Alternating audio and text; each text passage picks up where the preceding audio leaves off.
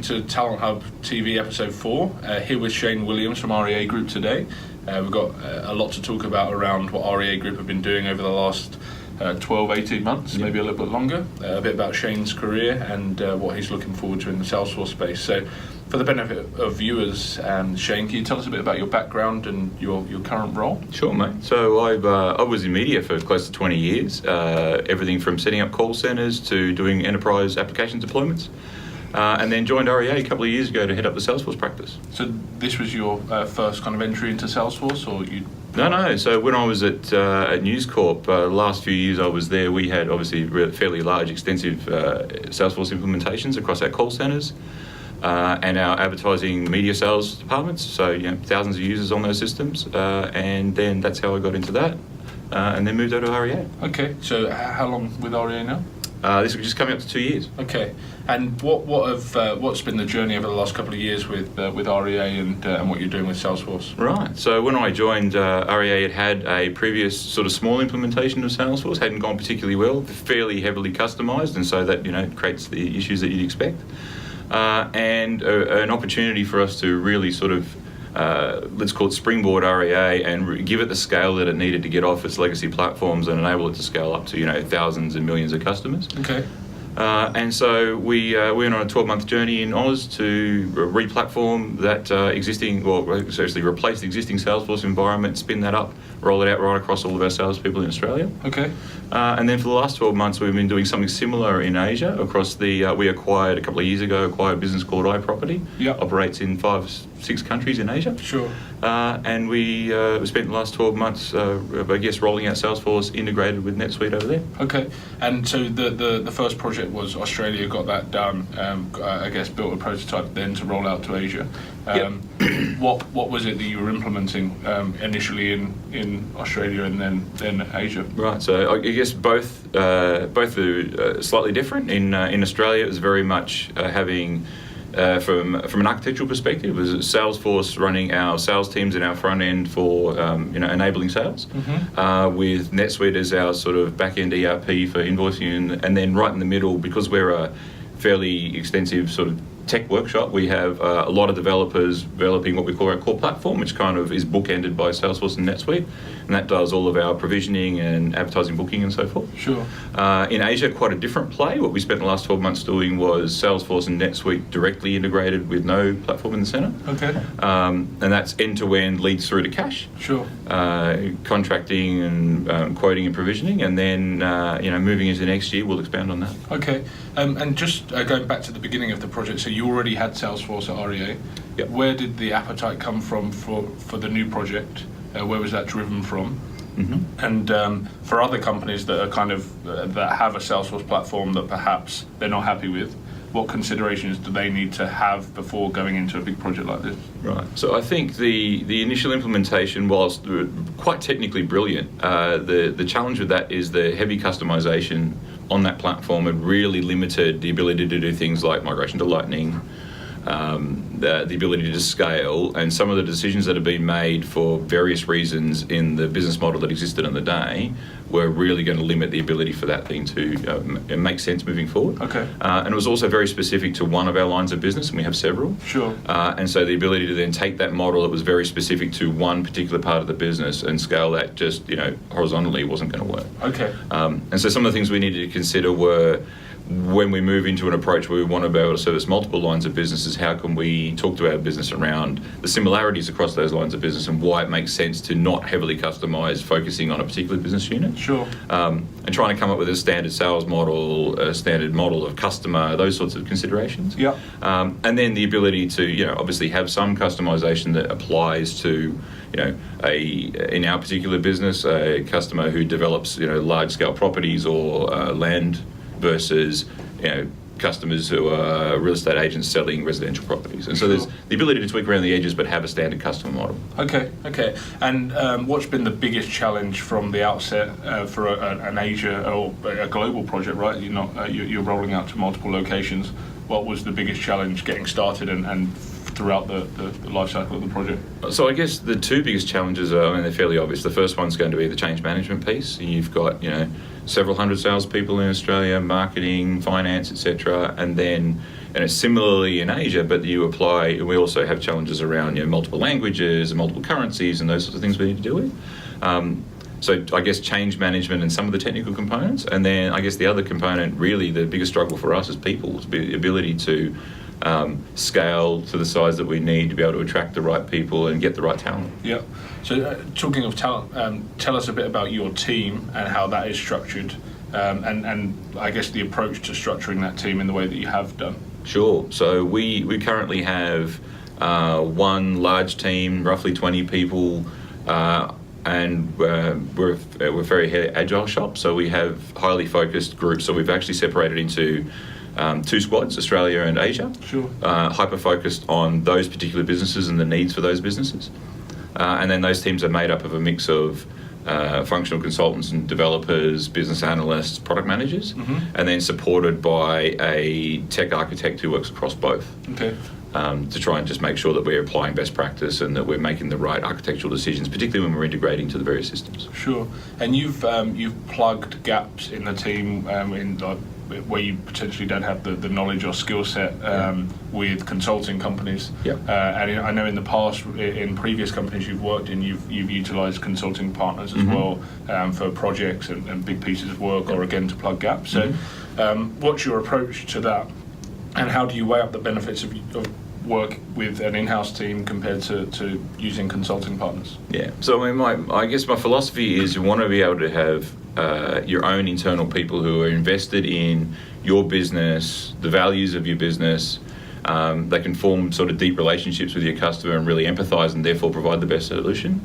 But if you're starting a new program and you've got a limited amount of time, you don't have necessarily the luxury of being able to spend that time building your team and then starting the program. Sure. So my approach has been to bring in a partner and say, right, I need to be able to scale quickly, I need to be able to hit the ground running, and I need really experienced people with a breadth of knowledge across lots of different programs so that we don't make the same mistakes, or we don't make a lot of mistakes ourselves, we can learn from those. But then over the course of the program to build our own team, bring in our own skills, skill those people up and do a knowledge transfer, so that by the time that the initial implementation's done and we're moving into now expanding on that and growing it, we have a team who's dedicated, who's bought into into our philosophy at REA, is bought into the reason we want to make this platform successful and has got some vested interest in that. Yeah. And then as we expand into the next phase of the program, where we looked at, if you think about in Australia, we rolled out Sales Cloud. For Asia, we did Sales Cloud and CPQ, and so our team didn't have CPQ skills, for example. Yeah. So again, we're out to partner network to say, right, we're looking for a partner who has skills in this particular area.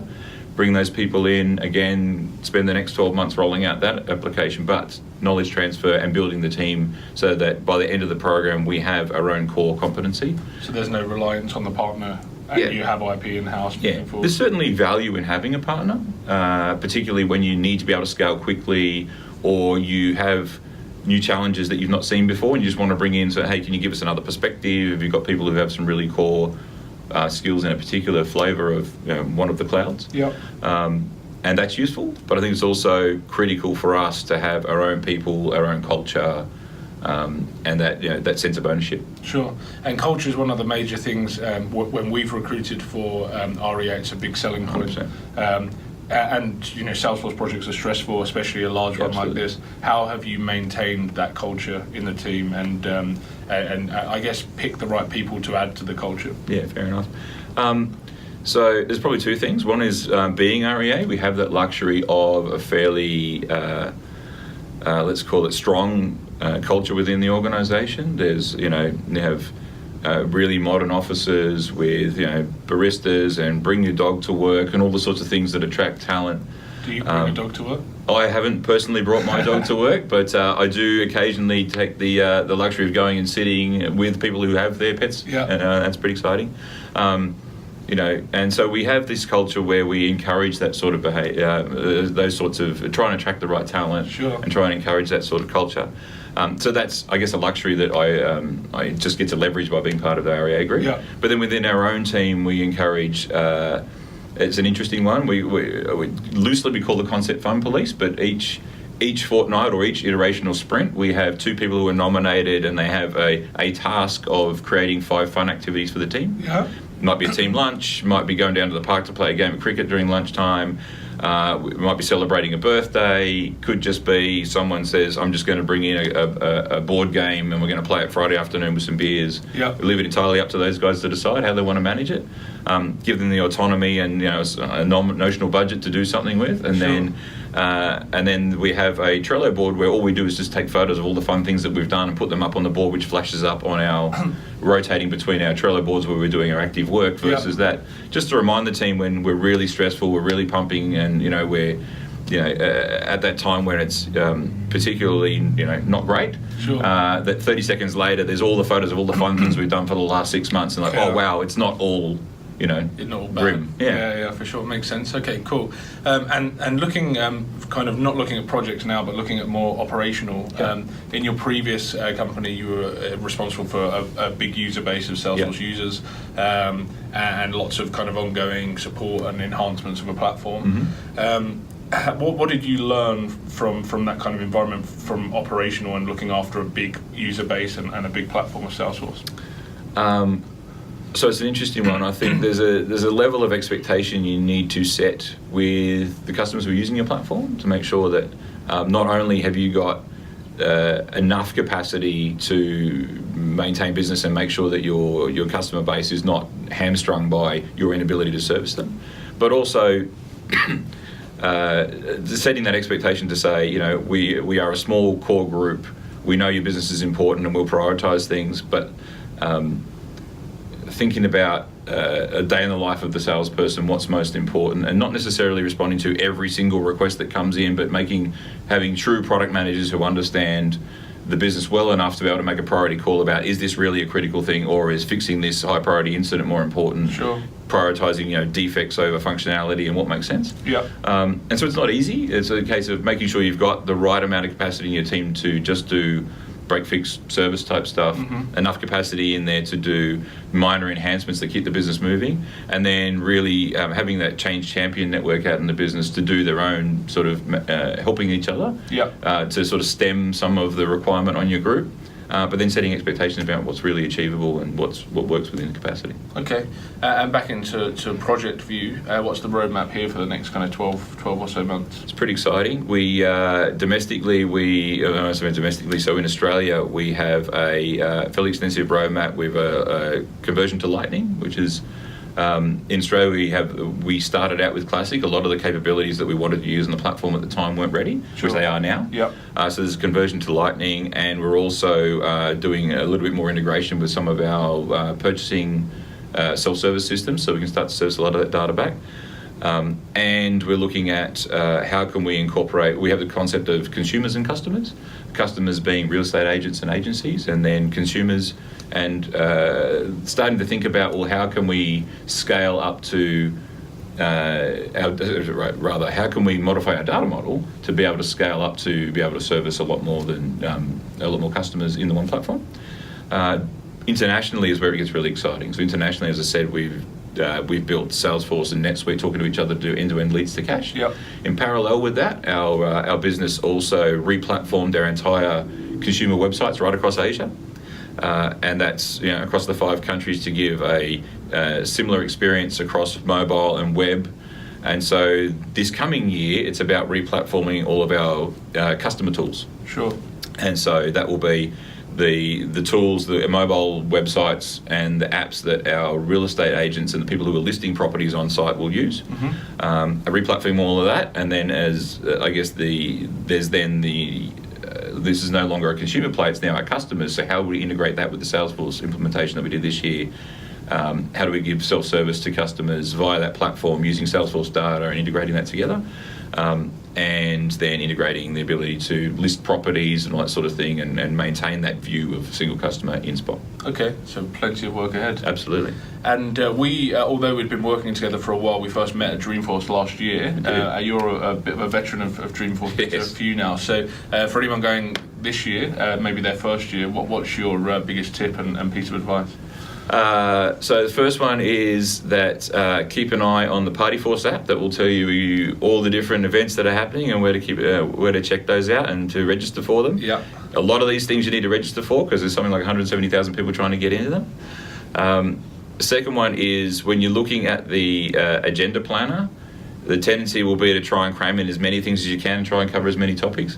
It's nigh on impossible to get to that many things. Sure. And some of these venues are all over town. You've got to walk between them. Yes, you can catch buses, but it's just you're better off walking. And they're literally, you could be going from one session to the other side of town and then back again. So really think about where the venues are you want to get to. Don't try and plan any more than about 3-4 sessions in a day, because if you try and plan any more than that, you just won't get to them anyway. Sure.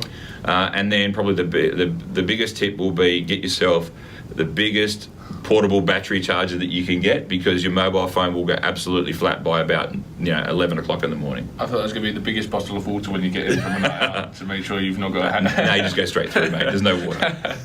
And what keeps you excited about the Salesforce space, the ever changing, kind of growing Salesforce market? I guess the ability for us to leverage the new capabilities that Salesforce is bringing on allows us to focus more on quickly delivering those benefits to our end users without having to think about building them. Sure. And so, recent acquisition, the Steel Brick acquisition, we quickly then jumped on and we rolled out CPQ in Asia. We are already a MuleSoft shop, but now I imagine that will get far more closely integrated and complementary skills across the two and that sort of stuff. So I think it's really about, as the Salesforce platform evolves, the ability for us to bring those benefits directly to our customers, it being our salespeople, quicker and faster. Okay, perfect. Well, look, thank you very much for your time. Thank you. It's been a pleasure, and look forward to seeing how the journey continues at REA. Thanks, mate. See you at Dreamforce. Sure will. Cheers.